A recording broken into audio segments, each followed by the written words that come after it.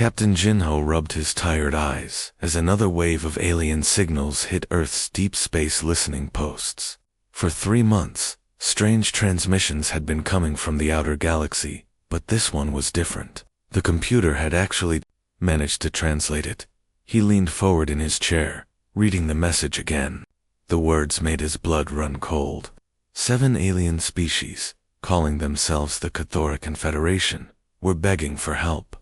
Something called the Devourers was wiping them out, planet by planet, system by system. "Sir, you need to see this," called Lieutenant Minji from across the communication center. Her voice was shaking. "We're getting video feeds from their outer colonies." Jinho walked over to her station and watched the screen. What he saw would haunt him forever. Entire planets were being stripped bare, their surfaces crawling with dark machine-like creatures that seemed to eat everything in their path. Cities, forests, oceans, even the atmosphere itself was being consumed and converted into more of these horrible things.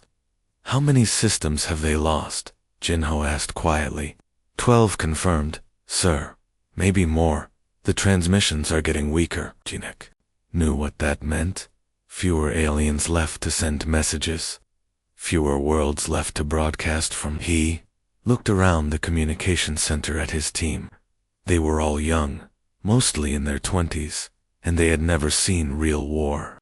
Earth had been peaceful for decades.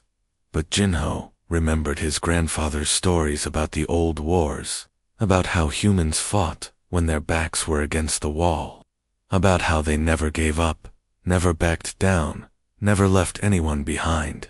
"Get me Admiral Mina," he said. "Emergency priority."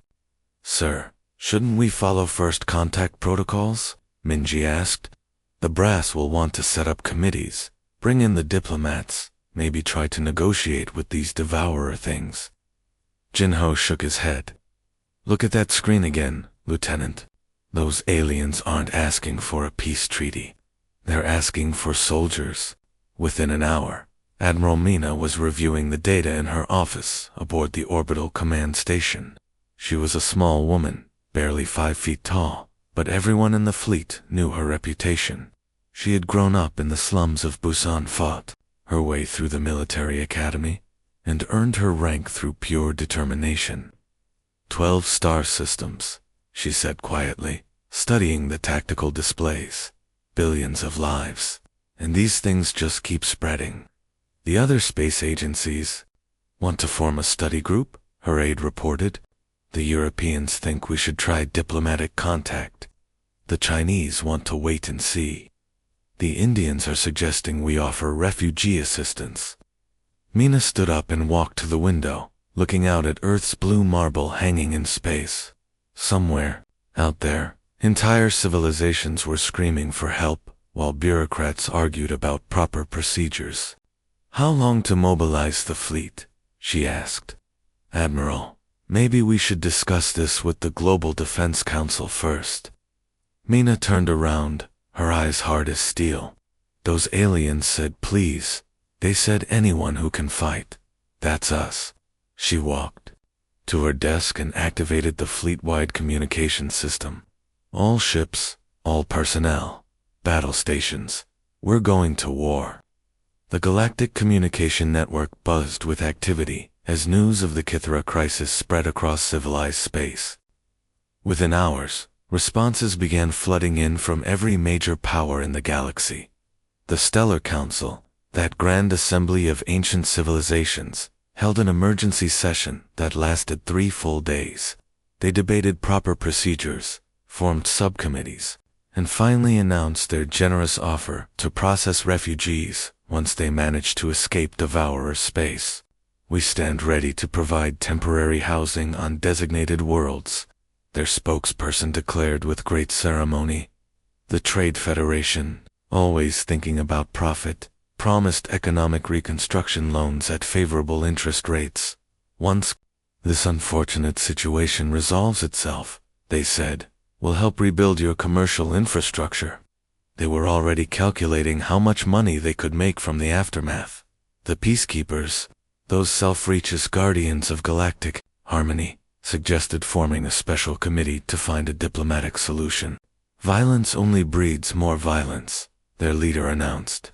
We must seek peaceful coexistence with these devourer entities. Perhaps they simply misunderstood our intentions. Even the warrior clans of the Outer Rim, famous for their military prowess, offered only to monitor the situation and provide strategic advice, if requested. They were used to fighting other civilized species with rules and honor codes, not these endless swarms of consuming monsters. Meanwhile, on Earth, something completely different was happening. Admiral Mina's war order rippled through human space like wildfire. Every military base on Earth, every orbital platform, every deep space station suddenly exploded into action. Soldiers who had been on leave rushed back to their units. Engineers worked around the clock, preparing ships for deep space combat. Factory workers pulled double shifts manufacturing ammunition and supplies. Commander Taiho stood on the bridge of the battleship Seoul, watching his fleet assemble in Earth's orbit. 50 warships, from massive carriers to fast attack cruisers, all painted in the dark gray of Earth's military. It wasn't the biggest fleet in the galaxy, but it was ready to fight. Sir, we're getting transmission requests from 17 different alien governments, his communication officer reported. They want to know our timeline for diplomatic outreach to the Devourers. Taiho almost laughed. Tell them we'll start diplomatic talks right after we blow up their ships. Colonel Gina was coordinating the supply operation from her command center on Luna Base. Fuel tankers, ammunition haulers, medical ships, and mobile repair stations were forming up behind the battle fleet.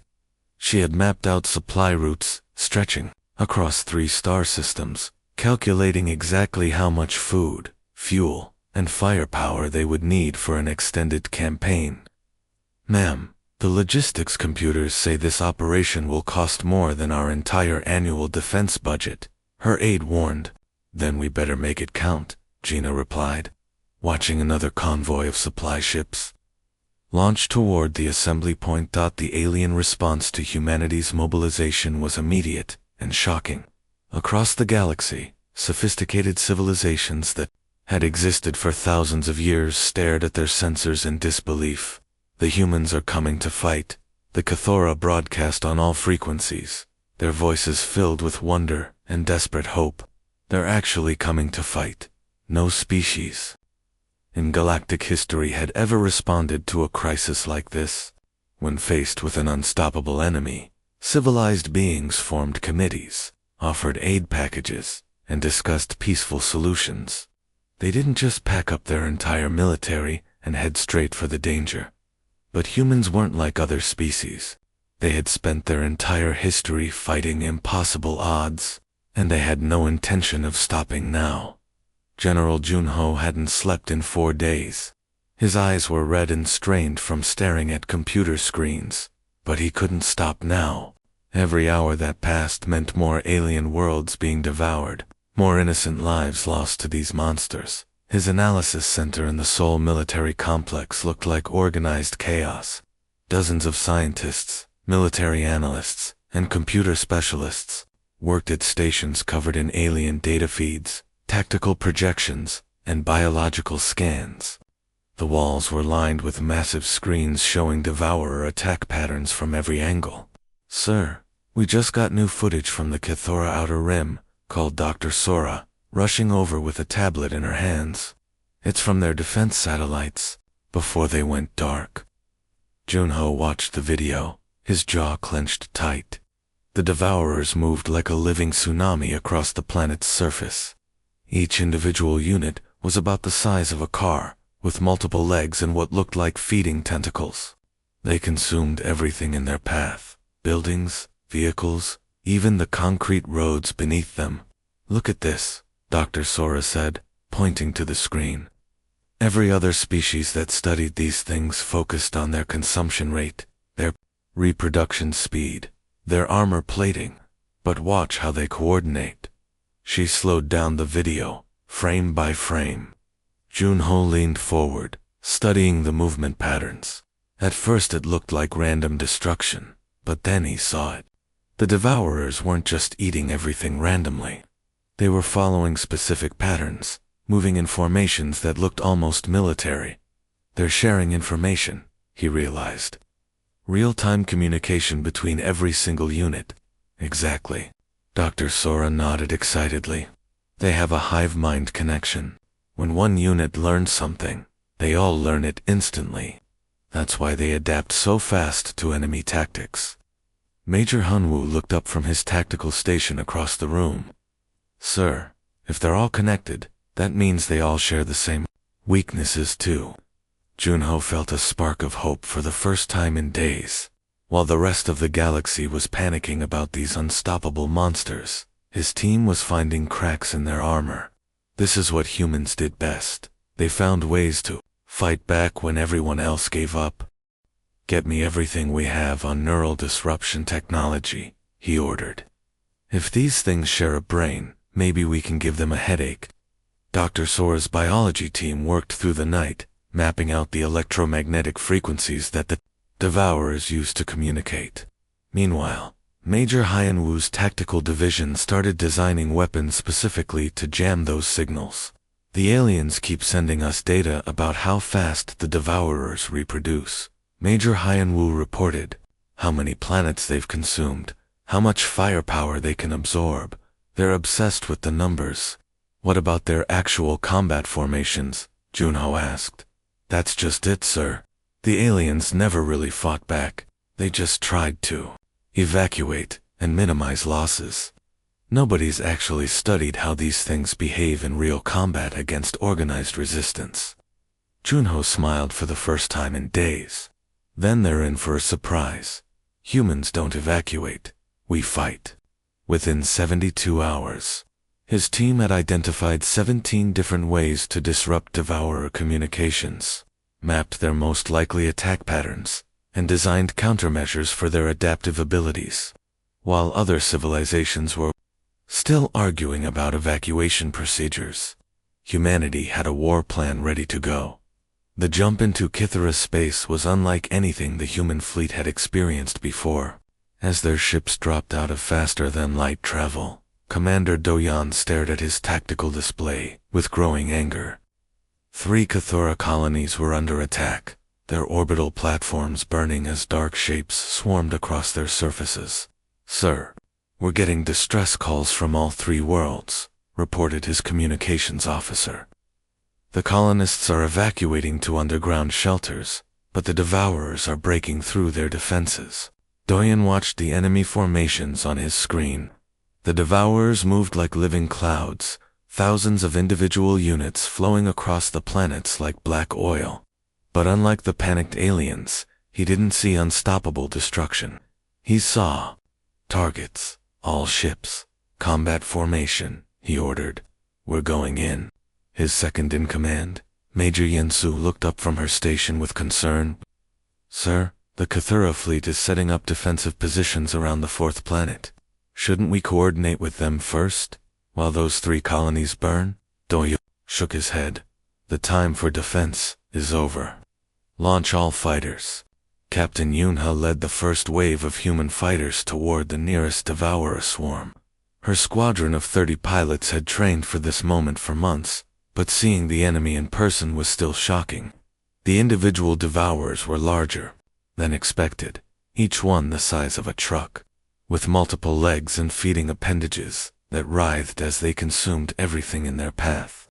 They're not even paying attention to us, called out Lieutenant Kiwan over the radio. It's like they don't consider us a threat. Big mistake, Yuna replied, locking her targeting system onto the densest part of the swarm. All fighters, attack. Pattern Alpha. Hit them hard and fast. The human ships dove toward the planet's surface, their weapon systems charging. Unlike other galactic civilizations that preferred energy weapons, humans had designed their fighters around kinetic projectiles and explosive missiles. When the first volley hit the Devourer formation, the results were spectacular. Explosions bloomed across the swarm as human ordnance tore through their ranks. The Devourers, caught completely off guard by this aggressive assault, scattered in confusion. For the first time in their existence, something was attacking them instead of running away. "They're trying to adapt," reported Lieutenant Su Yang, watching her scanner as the Devourers began changing their formations. Individual units are hardening their armor and grouping into defensive clusters. "Then we adapt faster," Yunha responded, switching to her secondary weapons. The human fighters unleashed a barrage of electromagnetic pulse missiles designed specifically to disrupt Devourer neural networks. The effect was immediate and devastating. Entire sections of the swarm suddenly went dark as their hive mind connection was severed. Cut off from their collective intelligence, individual Devourers began moving randomly, bumping into each other and losing their coordinated attack patterns. Back on the command ship, Doyen watched as his tactical display showed something impossible. The Devourer formations were retreating. After 4 hours of constant human assault, the surviving units were actually fleeing the battlefield, abandoning their feeding grounds and jumping back into space. "Commander," his communications officer called out, his voice filled with amazement. "We're getting a transmission from the Cathora fleet. They're asking how we made the Devourers run away." Doyan smiled grimly. "Tell them it's simple. Everyone else tries to survive the Devourers. We came here to kill them." The message that went out across the galaxy that day changed everything. For the first time in their history, the unstoppable Devourers had been forced to retreat, and the species that did it was barely known to galactic civilization. Humanity had announced its arrival on the galactic stage, and they had done it with fire and fury. The second battle came just 3 days later, and the Devourers were ready for the humans this time. When Captain Yuna's fighters dove toward their formations, they encountered something completely different from their first engagement. "What the hell?" Lieutenant Kiwan's voice crackled over the radio. "Sir, their armor has changed. Our missiles are just bouncing off." Yunha watched in frustration as her squadron's kinetic rounds sparked harmlessly off the Devourer carapaces. The creatures had somehow restructured their outer shells, making them dense enough to absorb the impact that had devastated them before. "Fall back and regroup," she ordered, but the Devourers weren't done, surprising them. Instead of their usual mindless swarming, they moved in coordinated formations, herding the human fighters into predetermined kill zones. Back on the command ship, Dr. Soman was frantically analyzing the new Devourer specimens her teams had captured. "They've completely rebuilt their neural networks," she reported to General Sunho over the video link. "The electromagnetic pulses that worked last time aren't even slowing them down now." "How fast did they adapt?" General Sunho asked, studying the tactical displays from his mobile command center. "Less than 72 hours from first contact to complete biological restructuring," Dr. Soman replied. "Sir, these things learn faster than our computers can model them." General Sunho smiled grimly. "Then we'll have to learn faster than them." What happened next shocked every alien observer in the system. Instead of retreating or calling for reinforcements, the human fleet immediately began modifying their tactics mid-battle. Engineers worked frantically to recalibrate weapons while pilots tested new attack patterns in real dash time.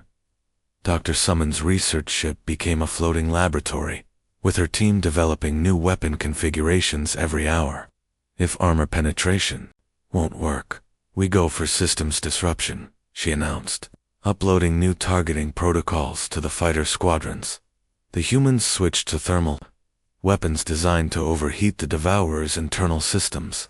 When that proved only partially effective, they deployed sonic weapons that interfered with the creature's coordination.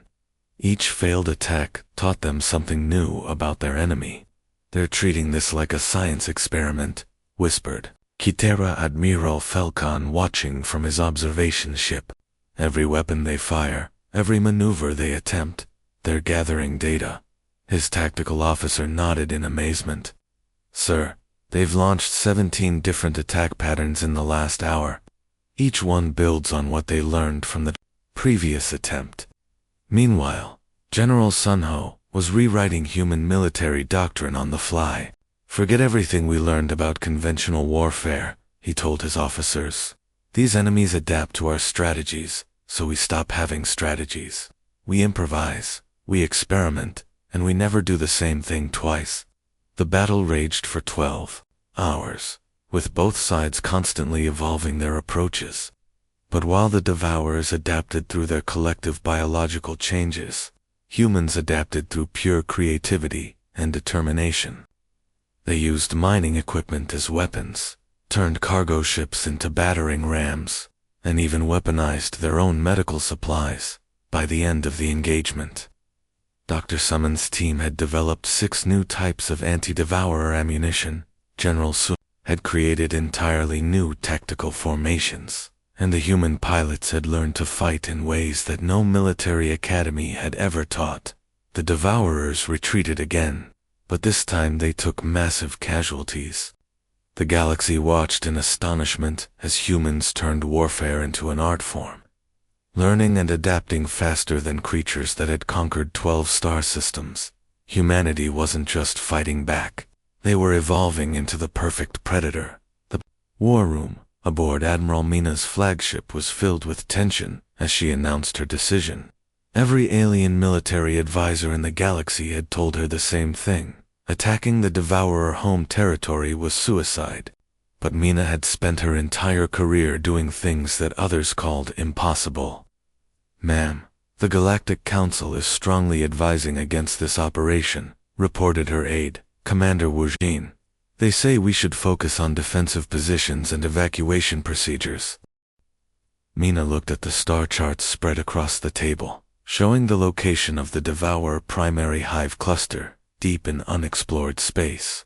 "The Council has been giving advice for months, while these things consumed entire civilizations. How's that working out?" Captain Jian stood beside the tactical display, studying the mission parameters. She was young for such a dangerous assignment, barely 30 years old. But she had proven herself in every battle against the Devourers. Her ship, the destroyer, Busan, had more confirmed kills than any other vessel in the fleet. "The intel suggests they have at least 50,000 units at the primary site," Jian said, pointing to the projected enemy positions. "Plus whatever defenses we haven't seen yet. My fleet can punch through, but getting back out alive is going to be interesting." "That's why we're not planning to run," Admiral Mina replied.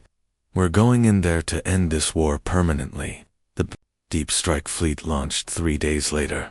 30 human warships, supported by a dozen Kithara vessels whose crews had volunteered for what everyone expected to be a one-way mission. As they jumped deeper into Devourer territory, the space around them grew darker and more hostile. "Sir, the star density is decreasing," reported Lieutenant Chanwu from the navigation station. "It's like something has been consuming the stellar matter in this region." Captain Guion studied the sensor readings with growing unease. They were traveling through what should have been a densely populated star cluster, but instead they found empty space littered with the remnants of dead worlds and gutted solar systems. When they finally reached the primary hive cluster, what they found changed everything. The Devourers weren't just consuming worlds, they were building something massive. A structure the size of a small moon, constructed from the digested matter of countless planets. "It's a ship," whispered Dr. Hyjin from the science station. "Sir, that's not a hive, it's an ark." The truth hit them like a physical blow. The data streams they intercepted revealed the Devourers' real purpose. They weren't conquerors expanding their territory. They were refugees fleeing from something even more terrifying in the depths of space. Every world they consumed, every civilization they destroyed, was fuel for their desperate escape. "Captain, we're detecting massive energy signatures from beyond the galactic rim," reported the sensor operator. "Something big is coming this way. The Devourers are trying to build enough ships to evacuate before it arrives." The revelation spread through the human fleet within minutes. The monsters they had been fighting were themselves running from something worse. The irony was overwhelming. They were at war with refugees who destroyed everything in their path to survive. But Captain Jian's response was immediate and uncompromising. Doesn't matter what they're running from, she broadcasts to the entire fleet. They stop here. Whatever's chasing them can find somewhere else to look. Humanity had come too far to back down now, even if it meant fighting 2 wars instead of 1. The news that the Devourers were fleeing from something even worse should have made the humans pause, maybe even reconsider their strategy. Instead, it had the opposite effect. Admiral Mina stood in the Central Command Center watching 17 different battle groups prepare for the largest coordinated assault in human history. If there's something worse than the Devourers coming, she told her gathered commanders, then we better finish this war fast and get ready for the next one. Colonel Yuna had spent weeks developing what she called quantum warfare, a way to turn the Devourers' greatest strength into their fatal weakness. The creature's hive mind connection that made them so deadly could also be used to destroy them all at once. Every Devourer unit is connected to every other unit through quantum entanglement. She explained to her technical team aboard the research vessel Gangnoon. They share thoughts, experiences, even pain through these neural links. But if we can inject the right kind of signal into their network. Her team had worked around the clock to create what they nicknamed brain viruses, electromagnetic patterns designed to overload the Devourer collective consciousness. When one unit received the signal, it would automatically spread to every connected creature across multiple star systems. The attack began at exactly 800 Galactic Standard Time. Human fleets struck simultaneously at 17 different Devourer strongholds, each one carrying Colonel Yuna's quantum weapons. Captain Gian led the assault on the primary hive cluster, while other battle groups hit supply depots, breeding facilities, and communication hubs across 3 sectors of space. Deploying neural disruption weapons, reported Lieutenant Min Jae from the weapons control station. All batteries fire at will. The effect was immediate and catastrophic for the Devourers. As the quantum signals spread through their hive network, entire swarms suddenly stopped moving. Some began attacking each other, their corrupted programming turning them against their own kind. Others simply shut down completely, their neural systems fried by the overload. "Sir, the enemy formations are collapsing," called out Commander Dong Yun from his cruiser position. "They're not adapting this time. They can't adapt when their brains are scrambled." What the Devourers had built over thousands of years, humanity tore apart in weeks. Massive hive structures that had taken centuries to construct were reduced to floating debris. Breeding worlds that had produced millions of new units went silent. The entire Devourer civilization began crumbling as their collective intelligence fragmented into useless noise. "This is how apex predators fight," Admiral Mina broadcast to the galaxy, her voice carrying across every communication channel in known space. "Completely. When humans go to war, we don't just want to win. We want to make sure the enemy can never threaten anyone again." The alien civilizations watching the assault were stunned by its scope and brutality. Humans weren't just defeating the Devourers, they were systematically erasing them from existence. Every stronghold was destroyed, every resource depot eliminated, every possible threat neutralized with mechanical precision in just 3 weeks. The unstoppable force that had terrorized the galaxy for millennia was reduced to scattered survivors, hiding in the deepest corners of space. Humanity had proven that sometimes the only way to deal with an existential threat was total, overwhelming force applied without hesitation or mercy. The last Devourer hive ship was massive, larger than any structure humanity had ever encountered. It drifted through space like a dark moon, its surface covered with the twisted remains of 1,000 consumed worlds. Captain Hannah stared at it through the viewscreen of her flagship, the heavy cruiser Daegu, knowing that this single vessel contained the last survivors of a species that had terrorized the galaxy for millennia. "Sir, we're detecting over 10,000 individual devourer units aboard that ship," reported her sensor officer, Lieutenant Sihan. "They're not trying to flee anymore. This looks like a final stand." Hannah nodded grimly. The devourers had nowhere left to run. Every other hive had been destroyed, every breeding world sterilized, every supply depot eliminated. This was their last refuge, and they were going to defend it with everything they had left. "All ships, final attack formation," she ordered. "Let's finish this war." The battle lasted 6 hours. The dying devourers fought with desperate fury, throwing every weapon and tactic they had learned against the human fleet. But it was too late. Humanity had evolved beyond them, learned to counter every adaptation, overcome every defense. When the massive hive ship finally exploded, sending debris cascading across the star system, a strange silence fell over the galaxy. For the first time in recorded history, the devourers were completely extinct. Not defeated, not driven away, but utterly destroyed. The aftermath was unlike anything the galactic community had ever experienced. Within days of the final victory, requests began flooding Earth's communication networks. The proud Altarian Empire, which had never asked for help from anyone, quietly inquired about human military advisors. The ancient Crystalline Collective wanted to discuss defense contracts. Even the warrior clans of the Outer Rim were requesting training in human tactical doctrines. "They're all scared," observed General Junho, as he reviewed the incoming messages in his new office on Luna Base. "Not of us, but of what else might be out there.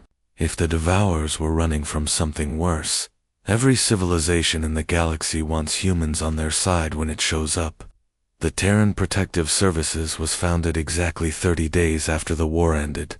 General Junho became its first commander, overseeing a new organization designed to provide military assistance to any species that faced existential threats. The irony wasn't lost on anyone: humanity. The newest members of galactic civilization had become its primary defenders. Admiral Mina's address to the reformed Galactic Council was broadcast across every inhabited world in known space. She stood before representatives of hundreds of species, many of whom had initially dismissed humans as primitive newcomers. "We didn't start this war," she said, her voice carrying the weight of absolute conviction. "But when someone calls for help, humans answer. With everything we have. That's not going to change, no matter what comes next." The galaxy had learned something fundamental about humanity that day. While other species sought complex solutions to complicated problems, humans approached existential threats with simple, devastating effectiveness. They didn't debate or negotiate with extinction. They just destroyed it completely. And in a universe full of unknown dangers, that made humanity the most valuable ally anyone could have.